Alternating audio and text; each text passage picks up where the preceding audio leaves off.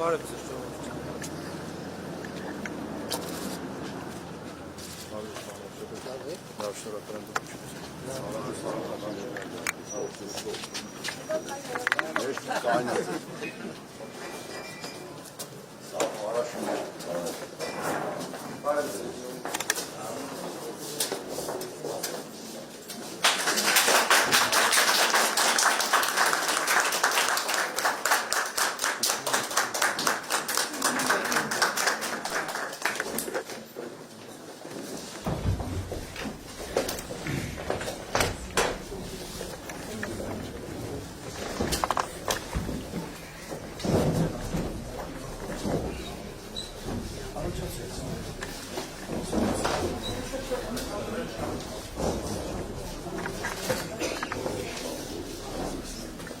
Համեցեք,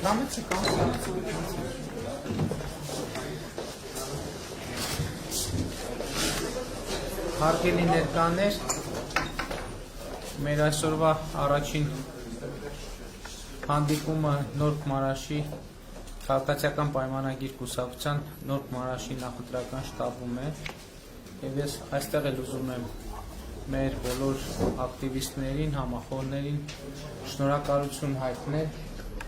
որ այս դժվար ժամանակահատվածում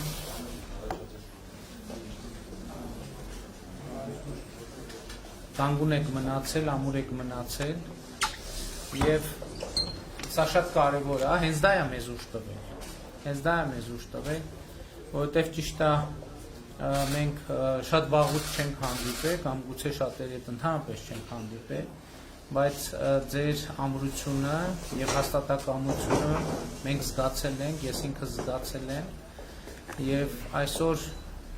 շատերն են հարց տալիս, որ ոչ մի տրամաբանության մեջ չէր մտնում, որ այն ցավալի իրադարձություններից հետո, որ մենք ունեցանք, Հայաստանի գործող կառավարությունը կկարողանա պահպանել իր դիրքերը, խորհրդանական մեծամասնությունը կկարողանա պահպանել իր դիրքերը, քաղաքագիտական վերլուծություններ են արվում, թե ինչպես դա տեղի ունեցավ, իսկ դրա բացատրությունը գուցե այդքան էլ քաղաքագիտական չէ, ըստ էության իմ համոզմունքն այն է, որ դրա համար վճռական գործոն է դարձել այն էմոցիոնալ եւ հոգեվոր կապը, որ գոյություն ունի քաղաքացիների եւ կառավարության միջեւ եւ իսկապես սրա մեջ ոչ մի չափազանցություն չկա։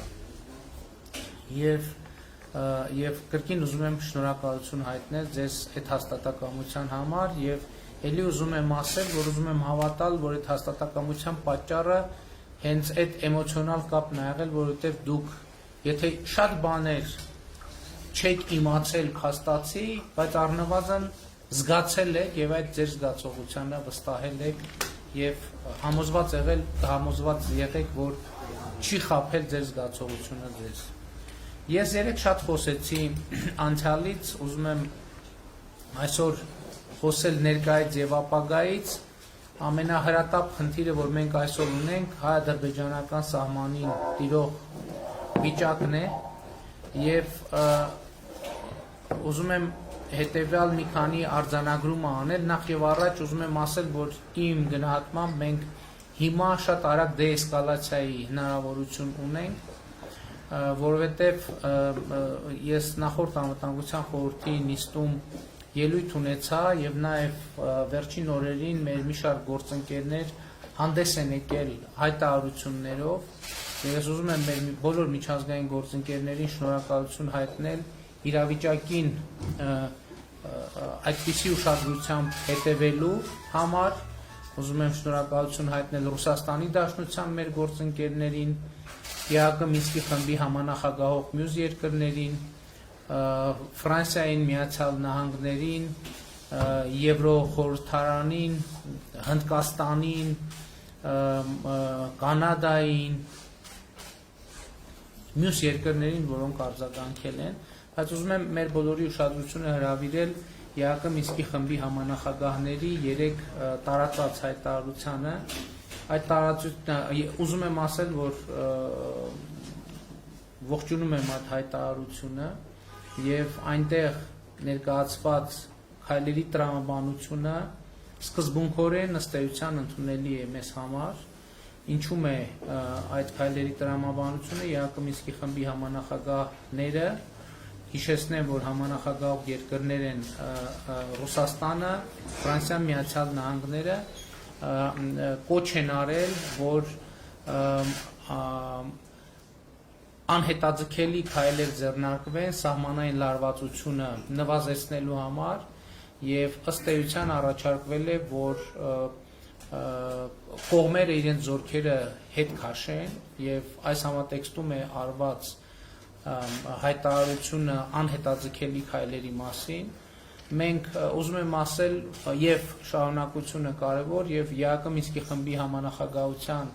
աջակցությամբ իրականացնել սահմանային կետերի ճշգրտման աշխատանք, դեմարկացիա, դելիմիտացիա։ Ես ուզում եմ ասել, որ հավաստել, որ Հայաստանի կառավարությունը հաստատակամ է գնալ այդ ճանապարհով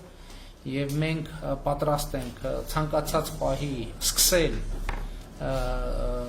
ինչպես նշել էի զորքերի հետ քաշման գործընթացը եւ սպասում ենք, որ ԵԱԿ Մինսկի խմբի համանախագահները համապատասխան պայմանավորվածություն ձեռք բերեն Ադրբեջանի հետ, որպեսզի մենք միաժամանակ սկսենք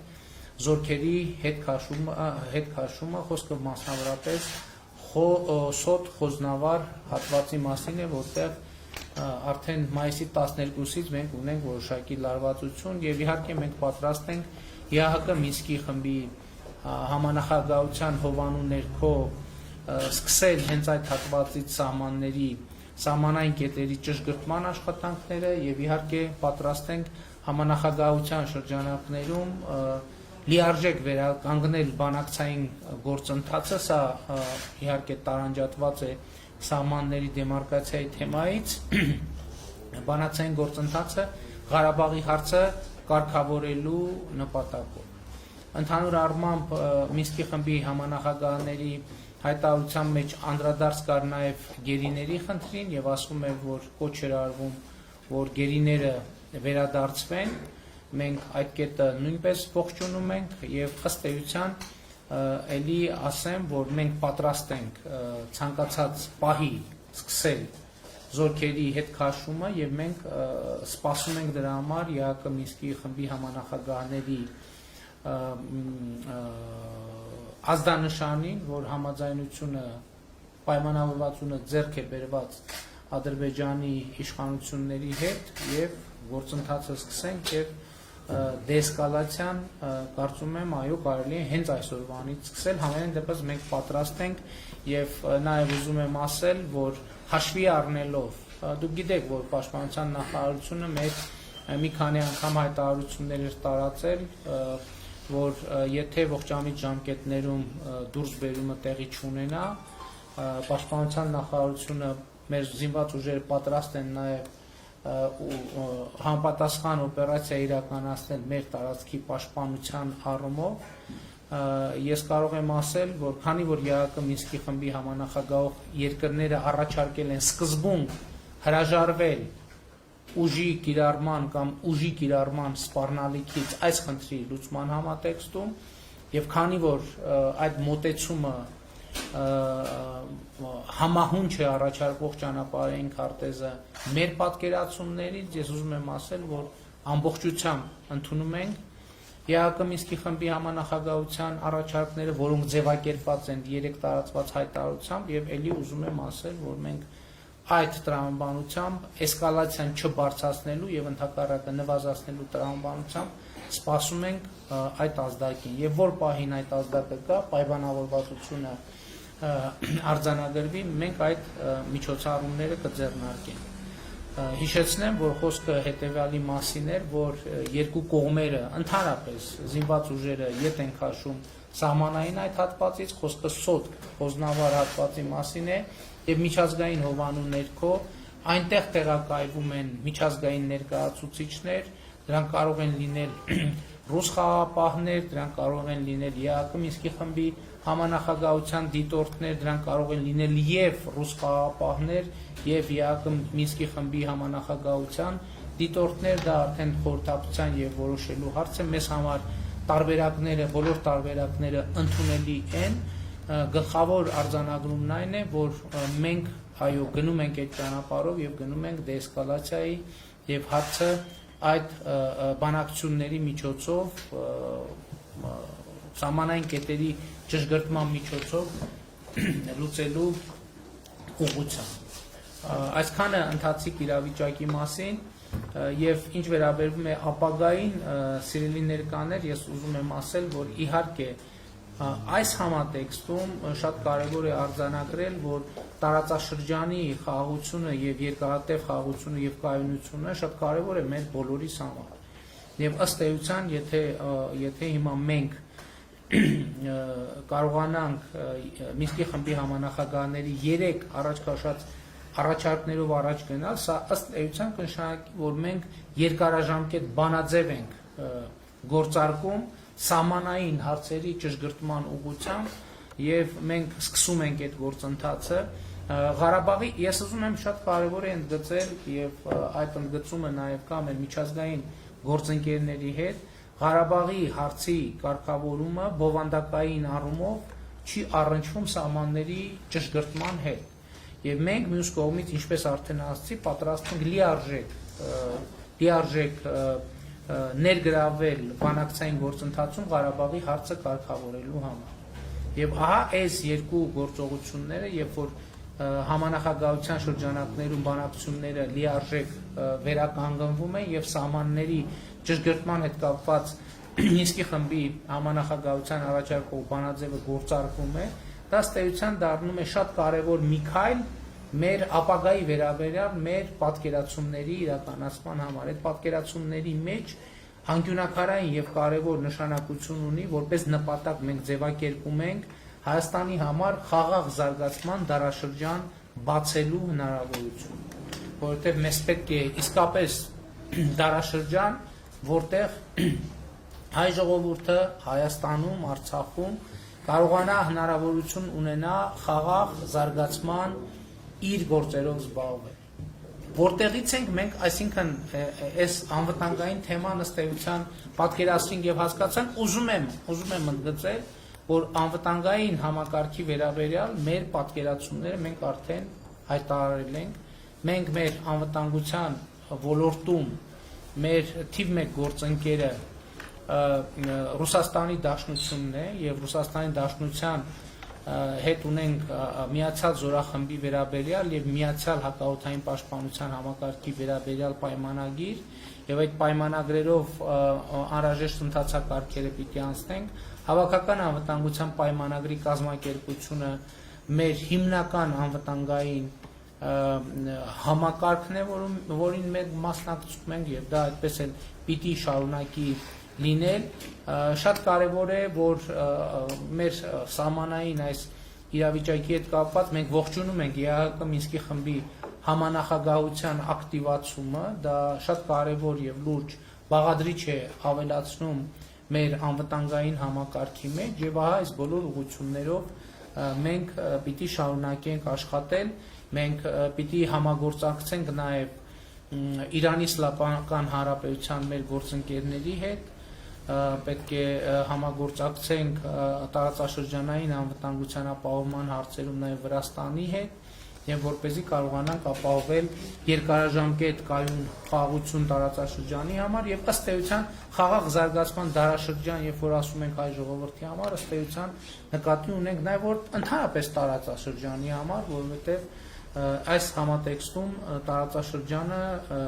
հնարավոր չէ առանձնացնել հիմա ինչպես ենք մենք պատկերացնում ընդհանրապես խաղաղ զարգացման այդ դարաշրջանը մեզ համար առաջնային խնդիրը որով մենք արդեն զբաղվել ենք եւ վերջին 3 տարիներին ահռելի աշխատանք է արվել առաջին հերթին վերաբերվում է կրթությանը ընդ որում ես ուզում եմ արձանագրել հետեւյալը որ կրթություն ասելով մենք նկատի ունենք հետեւյալը որ երեխան մանկահասակ տարիքից ըստ էության իր կրթական process-ը սկսվում է եւ մարդու կրթական process-ը չի ավարտվում ողջ կյանքի ընթացքում երեք կարծեմ Քանաքեր Զեյթուն համայնքի շտաբում տեղի ունեցած հանդիպման ժամանակ էր երբ որ օրինակ մեդիա գրագիտության թեման արծարծվում էր տեսեք մենք խոսում ենք հասուն կրթություն ունեցող մարդկանց մեդիա գրագիտության կարևորության մասին, դա էլ է կրթական կոմպոնենտ, որովհետև կրթությունը միայն այն չի, որ դասագրքը կարդում ես, հետո գնում գնահատական ես ստանում եւ այդպես շարունակ։ Բայց կոնկրետ մենք ինչ խնդիր ենք դրել։ Մենք 2018 թվականին նախընտրական ծրագրում ունեինք կետ, որ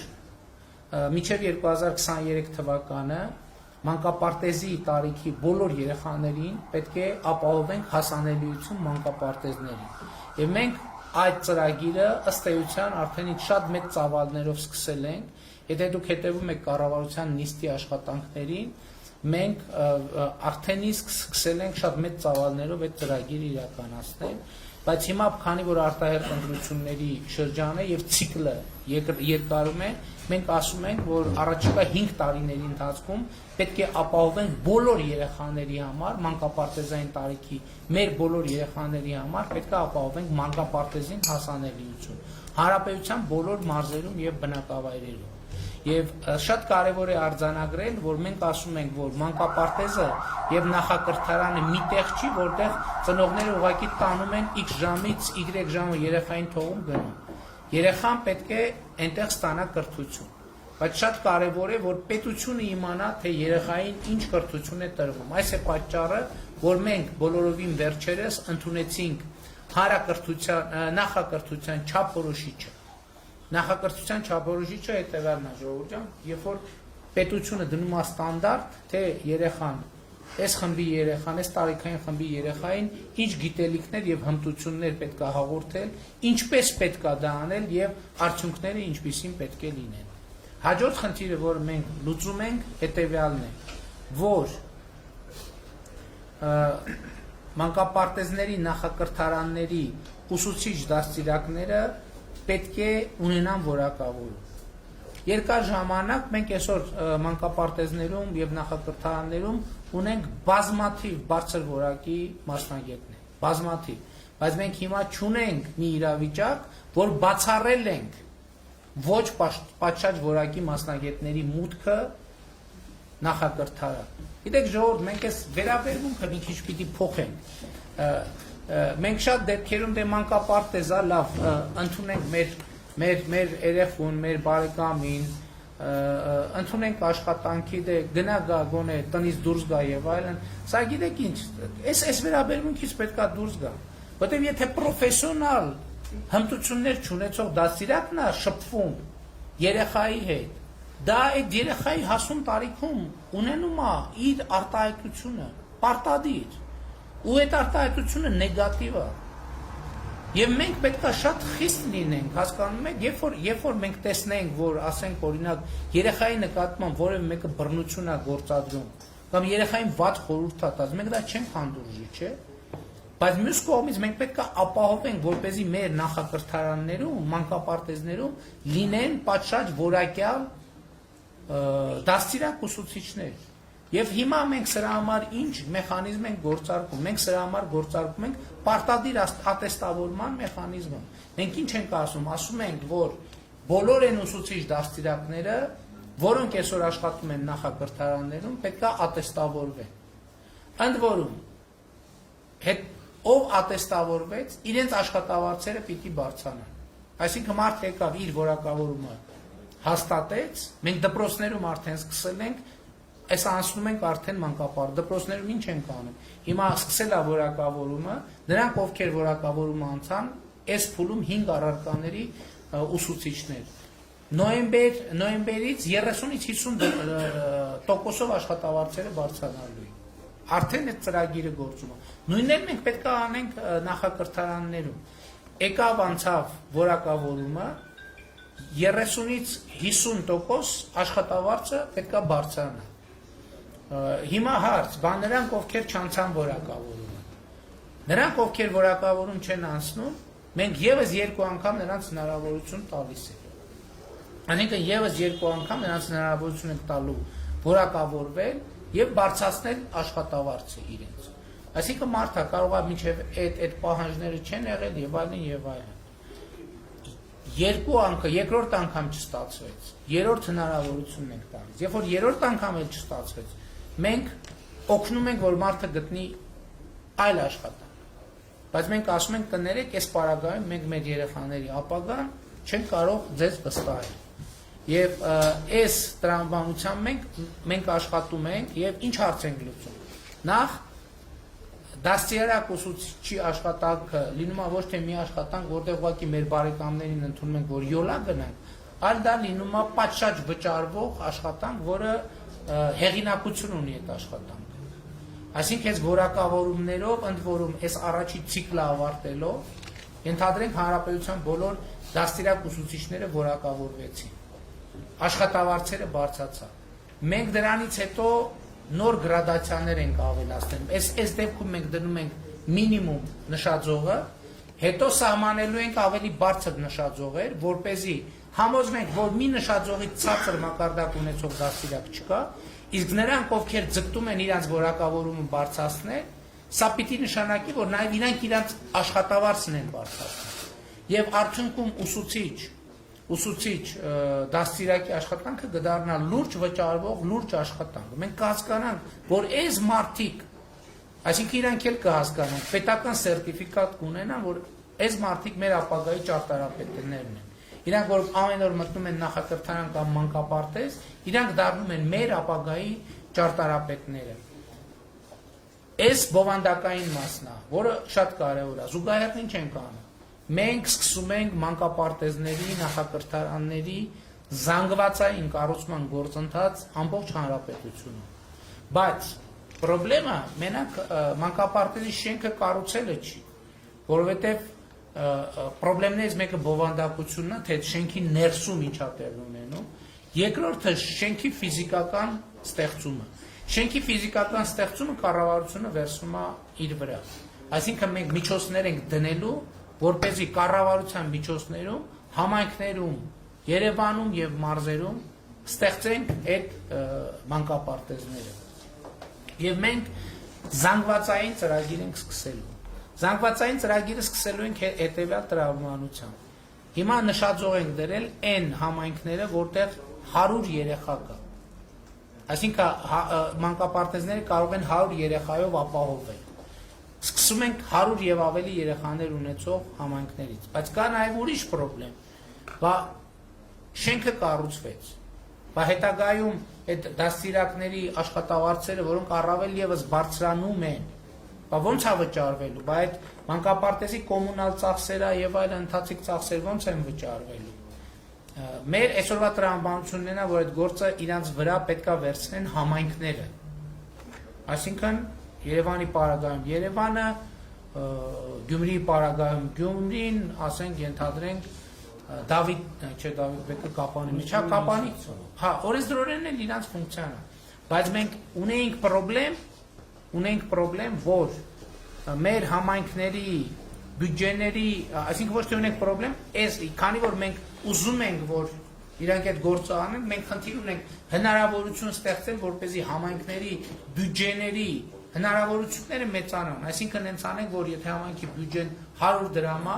դառնա 300 դրամ, որ այս նոր ծախսերը, որը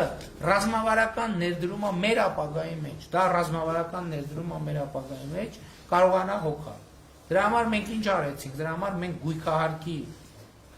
ամբողջ համակարգը փոխեցինք։ Ես ուզում եմ բոլորիս ուշադրությունը հրավիրել եմ փաստի վրա, որ գույքահարկը վճարվում է համայնքի բյուջե։ Այսինքն օրինակ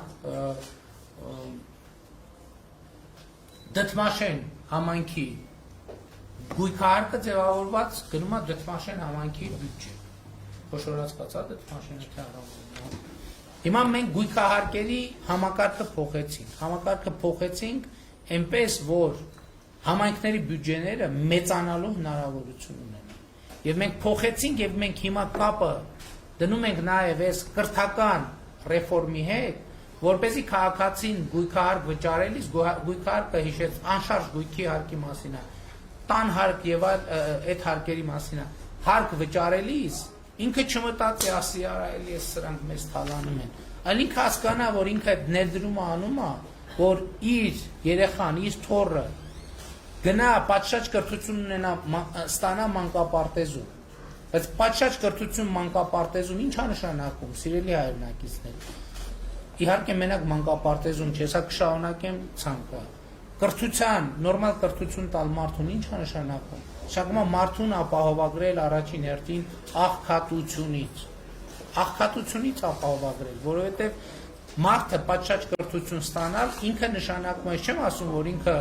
ճոխության մեջ է ապրելու, բայց իրեն մենք առնվազն օգնում ենք, որ ինքը խուսափի աղքատությունից։ Եվ հետևաբար, այո, այդ գույքահարկը քաղաքացին պետք է վճարի, եւ ես երեք ասեցի, ապագայի հետ կապված մեր կարևորագույն մոտեցումը այն է,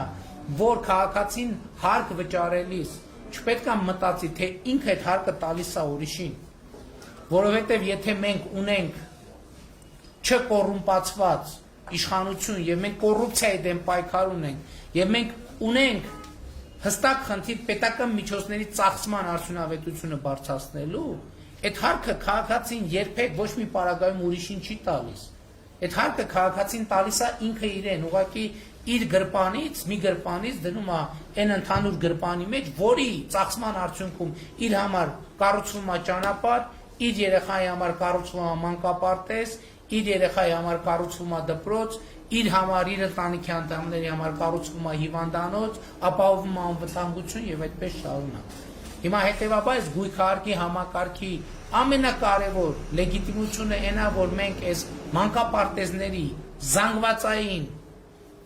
բացման այս գործընթացը պետք է ֆինանսապես ապահովենք։ Հաջորդ խնդիրը վերաբերում է դպրոցին։ Էլի դպրոցում մենք երկար տարիներ սիրելի հայրենագիտներ ունեցել ենք խնդրեմ։ Ամենամեծ խնդրեմ եղել է դպրոցի քաղաքականացվածությունը, որ երեխեքից ընտրություն, ցուցակ եւ այլն, որը անթույլատրելի է եւ օրենքով եւ բարոյապես, բայց մենք չենք նկատում դրա հարակից էֆեկտը։ Այդ էներգիան, որ ծախսվում է այդտեղ, երեխային կտրում է կրթությունից։ Եվ մենք դպրոցում անում ենք նույն գործընթացը։ Առաջի խնդիրը պետությունը պետք է հստակ պատկերացում ունենա, թե դպրոցում երեխային ինչ են դասավանդում։ Դրա համար մենք երկար բանավեճերի միջոցով ընդունեցինք կրթության չափորոշիչը։ Դա նրա մասին է, որ պետությունը դնում է ստանդարտ։ Ընդ որում այդ ստանդարտի մեջ դպրոցները ընտրության հնարավորություն ունեն, բայց իրանց ընտրության հնարավորությունները անսահմանափակ չեն։ Պետությունը ասում է, այս սահմանների մեջ դպրոց դու ընտրի երեխա եւ ծնողի հետ համագործակցությամբ ընտրի, թե ինչ ես ուզում դասավանդես, բայց այդ դասավանդումը պետք է լինի այս որակի։ Այս կրթական չափորոշիչը։ Հաջորդ խնդիրը էլի բովանդակային է։ Մենք օրինակ խնդիր ունենք, որ ուսուցիչների աշխատավարձերը բավարար չափով բարձր չեն։ Բայց մյուս կողմից մենք ահռելի գումարներ ենք ծախսում կրթության ոլորտի վրա։ Եվ մյուս կողմից, այո, մենք 2019 թվականին համատարած բոլոր ուսուցիչների աշխատավարձերը բարձրացրեցինք։ Եվ մենք շատ դժգոհություններ ունեինք, երբ որ բարձրորակ ուսուցիչները ասում էին, լսեք, ես իմ պրոֆեսիոնալ բարձր մակարդակով իմ աշխատավարձը նույնքան է բարձրանում, ինչքան են սկսնակինը, որը հենց նոր է սկսել այդ աշխատանքով զբաղվել։ Դրա համար մենք ինչ արեցինք։ Մենք որոշեցինք, որ էլի կապենք աշխատավարձի չափը որակավորման հետ։ Որակավորման հետ կապելու մեթոդը էլի նույնն է, ինչ որ նախակրթարների դեպքում եւ արդեն գործարկվել է։ Ուսուցիչը այս պահին 5 առարկաներ են, ես հիմա կարող եմ 1-2-ի մեջ սխալվեմ, բայց հիմնականում հայոց լեզու, մաթեմատիկա, ֆիզիկա, հայ գրականություն եւ օտար լեզու, եթե չեմ սխալվում։ Այս փուլում հանրապետության բոլոր ուսուցիչներին, այս ուղղությունների մենք հրավիրում ենք, ասում ենք, ով հայտ է ներկայացնում, որ նոյեմբեր ամսից իր աշխատավարձը 30-ից 50%-ով բարձրանա, ով ուզում է, որ կամավոր բարձրանա, մենք հրավիրում ենք իրանց ատեստավորումը։ Ով ատեստավորումը եկավ հանձնեց եւ իր որակավորումը սահմանեց, վերահաստատեց, նոյեմբերից աշխատավարձերը 30-ից 50% բարձրանում։ Սա արդեն գոյություն ունեցող process է։ Հաջորդ փուլում էլի նախակրթության ոլորտում գոյություն կունենա կամավոր եւ պարտադիր։ Եվ իհարկե բնականաբար կամավոր պրոֆեսիոնալները կշտապեն, որ արագ օր առաջ իրենց աշխատավարձը բարձրանա։ Եվ այստեղ էլ երբ որ մենք էլի բոլորին կտանք 2-3 հնարավորություն։ 2-3 հնարավորության, որ ինչի համար, որպեսզի մենք երաշխիք ունենանք, որ մի նշածող կա, որից ցածր որակավորում ունեցող ոչ մի ուսուցիչ մեր դպրոցներ չի մտնի։ Եվ այս տրամաբանության մեջ մենք կաշխատենք եւ արդյունքում ինչ կստանանք, որ դպրոցներում կլինեն միայն որակյալ ուսուցիչներ եւ մենք մեխանիզմ կստեղծենք, որպեսզի ուսուցիչների աշխատավարձը շարունակաբար բարձրանա։ Եվ որակական շատ լուրջ խնդիր կլուծենք։ Հաջորդ հարցը, որը մենք պիտի լուծենք, դպրոցների շինարարության ծրագիրն է, որը մենք էլի իրականացնում ենք, այդ թվում գյուղական համայնքների շատ մեծ ուշադրություն ենք դարձնում։ Եվ եթե էլի հետևել եք կառավարության նիստի աշխատանքներին, վերջին նիստերում 5, 10, 15 համայնքներում մենք դպրոցների կառուցման ծրագրեր ենք իրականացնում եւ այս ընթացքում էլ եթե հիշողությունս չի դավաճանում 100-ից ավել դպրոցներ եւ 200-ի մոտ դպրոց եւ մանկապարտեզ արդեն նորոգել, հիմնանորոգել կամ կառուցել են։ Եվ այսինքն մենք այստեղ լուծում ենք կրթության ոլորտում ֆիզիկական ենթակառուցվածքի եւ բովանդակային ենթակառուցվածքի հարց, ինչա սա նշանակում։ Սա է այն փոփոխությունը, որ մեր երկրում բերելու է որակական փոփոխությունների, որովհետեւ պատշաճ կրթություն ստացող երեխաները հետագայում նաեւ մենք գիտենք, որ ընդունել ենք նաեւ բարձրագույն կրթության եւ գիտության մասին օրենք, որտեղ էական փոփոխություններ են իրականացնում նաև բուհական համակարգում եւ այդտեղ էլ խնդիրը դրվում է բովանդակության վրա, որ պետքա բովանդակությունը լինի կարևորը բուհերում, որպեսզի երբ որ այս 3 համակարգերով մարդը անցնի, մենք իրեն տանք, այստեղ իհարկե շատ կարևոր է նաև մասնագիտական կրթությունը, մենք իրեն հնարավորություն տանք, մենք կրթությունը ինչ է, կրթությունը մարդուն պատրաստում ենք հետագա կյանքի։ Եվ այդ կրթության նպատակը նաև այն է, որ մարդը ոչ կարողանա ոչ միայն ինքը իր բարեկեցությունը ապահովել, այլև իր ներդրումը ունենալ, իր ավելի որակյալ ներդրումը ունենալ երկրի զարգացման գործում։ Եվ էսա ապագայի վերաբերյալ մեր կարևոր եւ առանձնահատուկ պատկերացումներից մեկը, իհարկե գիտության բարձրագույն կրթության եւ գիտության մասին օրենքը նույնպես շատ կարևոր է այս երկու օղակը։ Ես ասեմ, որ նախ մենք հիմա արդեն իսկ մեխանիզմը գործարկել ենք, որ մինչև 2025 թվականը շատ էական եւ լուրջ փոփոխություն տեղի կունենա գիտաշխատողների աշխատավարձի մեջ եւ ընդհանրապես գիտության ֆինանսավորման ոլորտում եւ սա արդեն սկսված ծրագիր է եւ ընդհանրապես գիտության ֆինանսավորման ոլորտում բարձրագույն ուսումնական հաստատությունների պարագայում նույնպես փոփոխություններ կլինեն, բայց ես ուզում եմ ձեր ուշադրությունը հրավիրել հետեւյալ խնդրի մասին։ Տեսեք, այսօր Հայաստանի Հանրապետությունում չկա ուշադրություն դարձրեք ոչ մի բու, ոչ թե կան քիչ են, այլ չկա ոչ մի բու, որի շենքային պայմանները ապահովեն այսօրվա ժամանակակից միջազգային ստանդարտների։ Մենք խնդիր ենք դրել, որ մենք պետքա Մենք խնդիր ենք դրել, որ պետք է բուհերի ռեյտինգներում մինչև 2050 թվականը առնվազն 2 բուհ ունենանք, հայաստանյան բուհ ունենանք ռեյտինգային համակարգում միջազգային։ Այդ ռեյտինգային համակարգերի մեջ շենքային պայմանները ամենակարևոր հատվածն են եւ այստեղից գալիս է գաղափարը, քանի որ մեր շատ դեպքերում շենքերի ընդլայնման եւ լավարկման հնարավորություններ չկան բուհական համակարգերի, որտեղ բոլորը գտնվում են կամ մեծ մասը Երևան քաղաքի կենտրոնում, իսկ Երևան քաղաքի կենտրոնը արդեն գեր ծանրաբեռնված է շինություններով եւ այլն։ Այդտեղ գաղափար կա Երևանից դուրս ստեղծել ակադեմիական քաղաք, որտեղ կսկսվեն կամաց բուհեր ձևավորվել, շենքեր բուհական, որոնք կհամապատասխանեն ժամանակակից բոլոր չափանիշներին։ Ես ձեզ մենակ մի օրինակ բերեմ, որ օրինակ մեր բուհական համակարգում այսօր մարզական ենթակառուցվածք ունեցող ոչ մի բուհ չկա, պատշաճ մարզական ենթակառուցվածք ունեցող։ Եվ նաև այլ չափանիշներին, զուտ ակադեմիական չափանիշներին համապատասխանող ոչ մի բուհ գոյություն չունի։ Եվ հետևաբար սա մի քիչ ավելի երկարաժամկետ ծրագիր է։ Սա այն մյուս դեպքերը, ինչ որ ասեցի, Ես վստահ եմ, որ առաջիկա արդեն իսկ սկսվել է եւ գիտության ֆինանսավորման ոլորտում, եւ հանրակրթության բարեփոխումներ, եւ նախակրթության բարեփոխումներ։ Ես վստահ եմ, որ մենք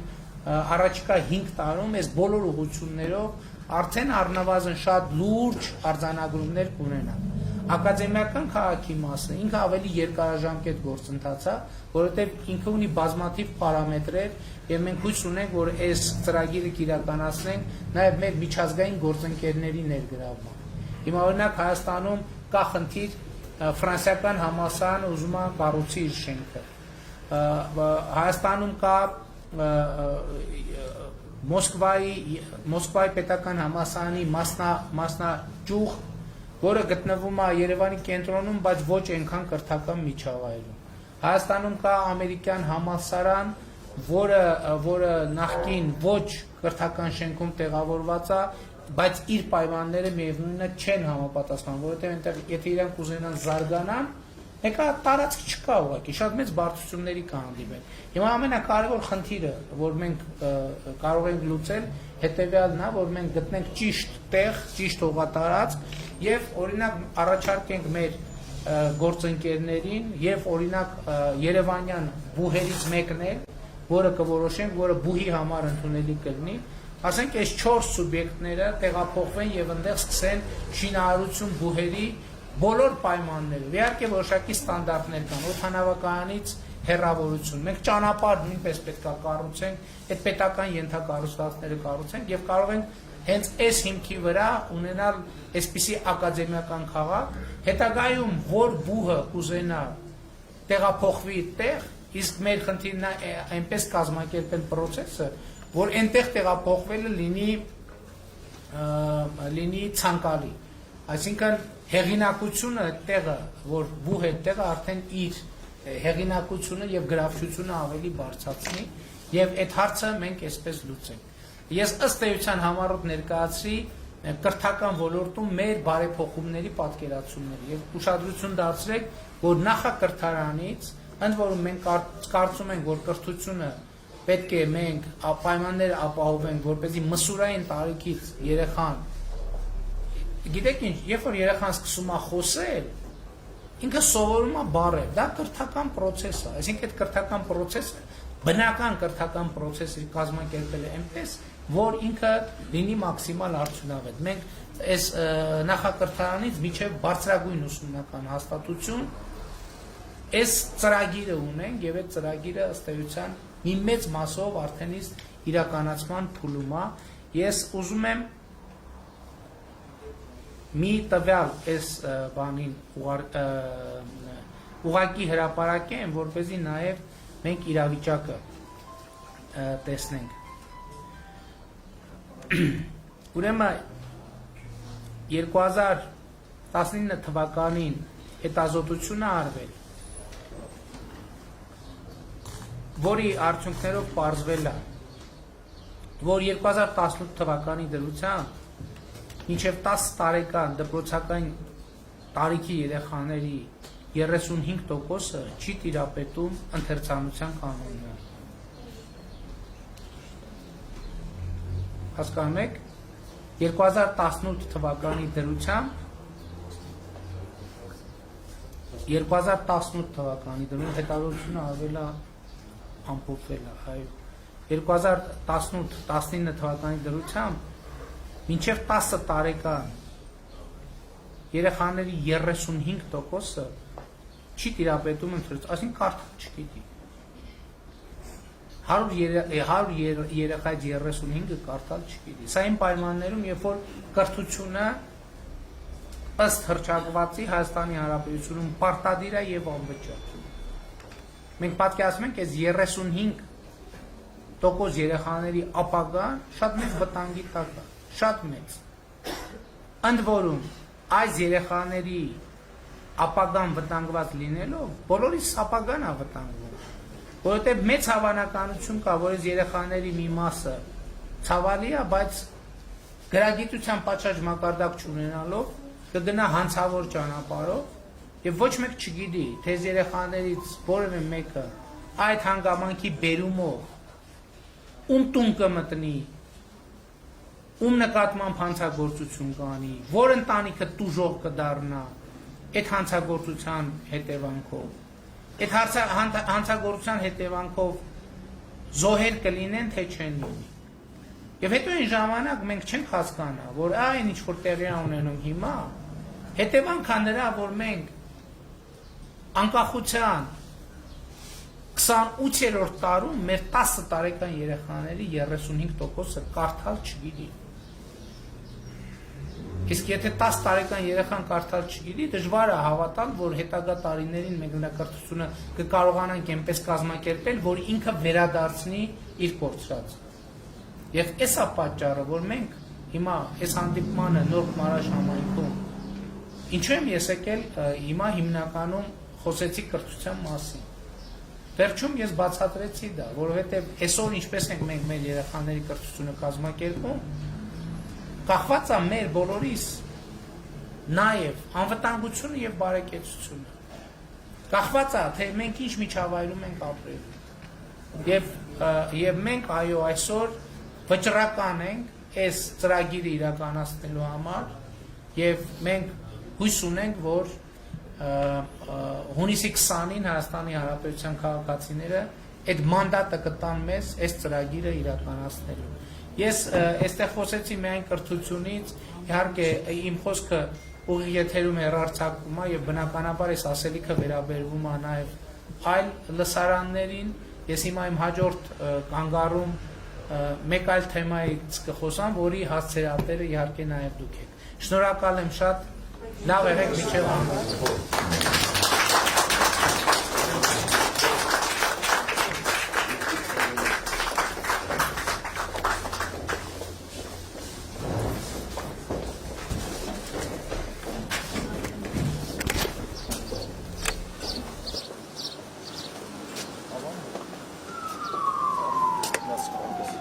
Nasıl?